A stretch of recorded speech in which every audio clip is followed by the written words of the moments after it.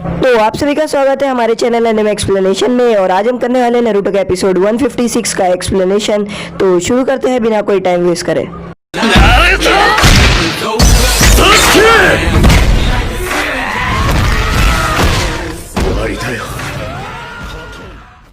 तो यहाँ पर राइगा उड़ आता है और उसे लगता है कि रनमरु मर चुकी है। और फिर यहाँ पर वो बोलता है कि रनमरु को ये क्या हुआ है। तो यहाँ पर जो कुराशी रहता है वो बोलता है कि ये सब मैंने नहीं किया, ये सब आपको ये बचा रही थी।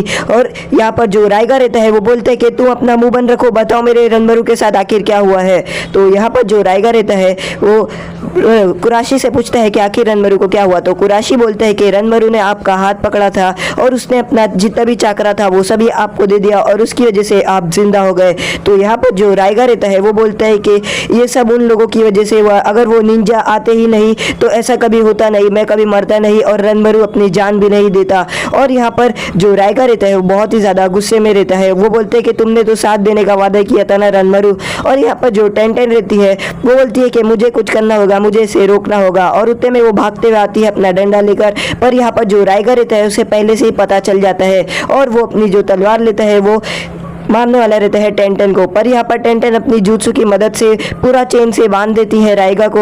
और यहाँ पर राइगा हंसता है और अपने ऊपर एक बड़ी सी बिजली गिराता है। तो उसकी जो चेन रहती है वो मेटल की रहती है और इसी वजह से टेंटेन को बहुत जोर का शॉक लगता है। तो टेंटेन यहाँ पर अपनी जो बाम्बू रहती है उसको लेकर आती है और वो राइगा की एक तलवार को उड़ा देती है। तो राइगा को बहुत ही ज़्यादा गुस्सा आता है और राइगा अपनी दूसरी तलवार को जो टेंटेन के बाम्बू रहते हैं उसके अंदर घुसा के फाड़ देता है। और फिर जैसे ही उसका बाम्बू फटता है राइगा टेंटेन को एक बड़ा सा शॉक दे देता है जिसकी वजह से टेंटेन उड़ जाती है। और यहाँ पर राइगा भागते हुए जाता है और वो कुराशी को पकड़ के उठाता है और वो बोलता है कि तुम्हें पता होगा कि वो लोग कहाँ हैं, तुम बताओ वरना मैं तुम्हें छोड़ूंगा नहीं, मैं तुम्हें और तुम्हारी माँ सबको मार डालूंगा, तो मुझे तुम जल्दी से वो लोग को लेके आओ। तो कुराशी बोलता है कि हाँ बॉस मैं आ रहा हूँ, मैं उनको लेके आता हूँ। और वो दोनों चले जाते हैं। तो तभी टेंटेन वहाँ उठती है और वो देखती है कि रनमरु जिंदा होता है। तो वो रनमरु को उठाती है और अपने साथ लेके जाती है ग्रैंडमा संशु के पास। और यहाँ पर जो टेंटेन रहती है वो रनमरु को उठाकर लेके जाती है पहाड़ चढ़ के। और यहाँ पर जो नारुतो रहता है वो ग्रैंडमा संशु का घर बना रहा होता है। तभी यहाँ पर कुराशी आता है और वो बोलता है कि मॉम आपको पता है कि क्या हुआ। कुराशी बोलता है कि ग्रैंडमा संशु जो टेंटेन थी वहाँ पर खड़ी थी और बिजली कड़की और टेंटेन खाई में गिर गए। तो ये बात सुनकर नेजी विश्वास ही नहीं करता है। तो यहाँ पर जो कुराशी रहता है वो देख लेता है कि कोई उसका विश्वास नहीं कर रहा है। तो वो बोलते हैं कि मेरा बात का विश्वास करो, टेंटेन सही में गिर गई है पहाड़ी से। तो यहाँ पर जो लोग रहते हैं वो लोग चले जाते हैं और कुराशी अंदर आता है और वो बोलता है कि मॉम हमें चलना होगा, अपने सामान जल्दी से पैक करो। और यहाँ पर जो कुराशी रहता है वो राइगा की बात याद करता है कि राइगा बोलता है कि अगर तूने उन लोगों को नहीं लेके आया तो मैं तेरी माँ और ते को कफन में डाल के जिंदा ही दफना दूंगा। तो यहाँ पर जो कुराशी रहता है वो बोलते हैं कि मॉम हमें जल्दी करना होगा, हमारी जान खतरे में है, जल्दी चलो। तो यहाँ पर जो नेजी रहता है वो बोलता है कि मैं ये बात को विश्वास ही नहीं कर सकता हूँ कि टेंटेन खाई में गिर गई, वो भी बिजली की वजह से। तो नारुतो बोलता है कि तुम्हें क्या लगता है नेजी आखिर क्या हुआ होगा। तो नेजी बोलता है कि लगता है मेरी आंखों ने धोखा दे दी है, वो कोई और नहीं वो राइगा ही है। तो नारुतो बोलता है राइगा। तो यहाँ पर जो रॉकली बोलता है कि राइगा वापस से आ गया, ये कैसे हो सकता है। और फिर वो लोग जा रहे होते हैं। तो तभी टेंटेन यहाँ पर और वो रनमरु को लेकर एक घर के पास आ जाती है क्योंकि बाहर बहुत बारिश होती है। तो वो चेक करती है कि रनमरु को बहुत ही ज़्यादा बुखार रहता है और वो ग्रैंडमा संशु के पास रनमरु को लेकर जाती है। तो यहाँ पर जो राइगा रहता है वो खड़े रहता है नारुतो और बाकी सब के लिए। और तभी वहाँ पर नारुतो आता है और वो देख लेता है कि राइगा वहाँ पर खड़ा है। तो नारुतो अपनी आसमान में ही कुनाइव निकालता है और राइगा की तरफ बढ़ता है। पर यहाँ पर जो राइगा रहता है वो उसके अंदर बिजली पैदा करना शुरू कर देता है और वहाँ पर एक बड़ा सा बिजली का झटका गिरता है। पर रॉकली नारुतो को बचा देता है और वो बोलते हैं कि तुम्हारी कुनाइव में वो करंट देने वाला था क्योंकि वो मेटल थी। तो यहाँ पर जो नारुतो रहता है वो बोलता है कि इसका अटैक तो बहुत ही ज़्यादा ताकतवर लग रहा है।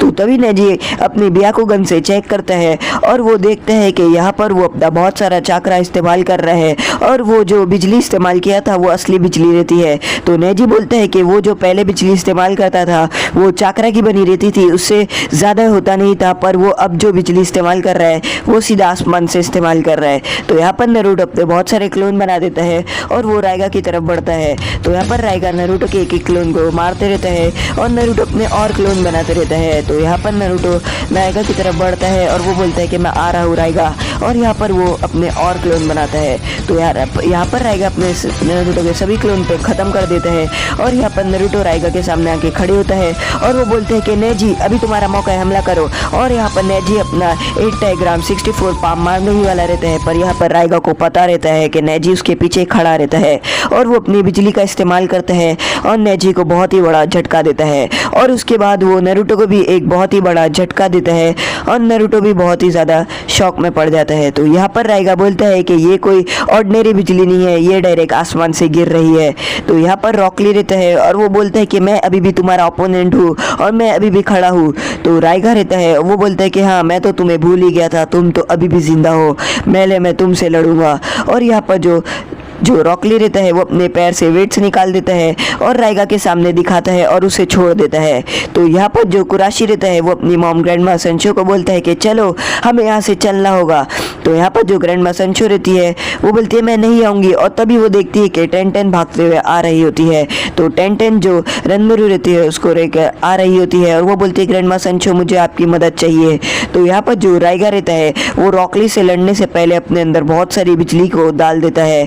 तो यहाँ पर जो ग्रैंडमा संशो रहती है वो बोलती है तुमने आखिर क्यों किया ऐसा कुराशी, तुमने क्यों हाथ मिलाया आखिर उसके साथ, तुम ऐसे क्यों किए। तो यहाँ पर जो टेंटेन रहती है वो रनमरू का बुखार कम करने की कोशिश करती है और जो ग्रैंडमा संशो रहती है वो रनमरू के लिए लाइफ ऑफ करी बना रही होती है। तो यहाँ पर जो टेंटेन रहती है वो पूछती है कि ये लो, बोलती है तुम खाना खाओगी। तो जो रनमरू रहती है वो खाना नहीं खाती है। तो यहाँ पर जो रॉकली रहता है वो अपने वेट्स निकाल देता है और वो भागते हुए आता है और राइगा को मार देता है। तो यहाँ पर जो कुराशी रहता है वो खड़े होकर सोचता है कि मैं क्या करूँ, मैं कुछ नहीं कर सकता, अब राइगा मेरी मॉम को मार देगा। और तभी वो सोचता है कि जब रॉकली पहली बार नींद में से भागते हुए आ रहा था और वो गिर गया था तभी इसने ही करी बनाई थी रॉकली के लिए। तो यहाँ पर कुराशी जाता है और वो देखता है रनमरू को। तो रनमरू बोलती है कि नहीं मुझे कुछ भी नहीं खाना है, मेरा कोई खाने का मन नहीं है, मैं नहीं खाने वाली हूँ। तो यहाँ पर जो कुराशी रहता है वो उसकी मॉम की करी चेक करता है और वो बोलता है कि बहुत सारे स्पाइसेस आपने नहीं डाले हैं।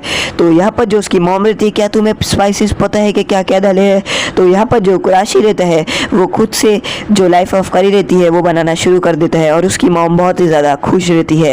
तो यहाँ पर जो लाइफ ऑफ करी वो वापस से बनाता है और टेंटेन बोलती है कि तुम ये बार प्लीज़ खा लो, तुम खा के तो देखो इसे।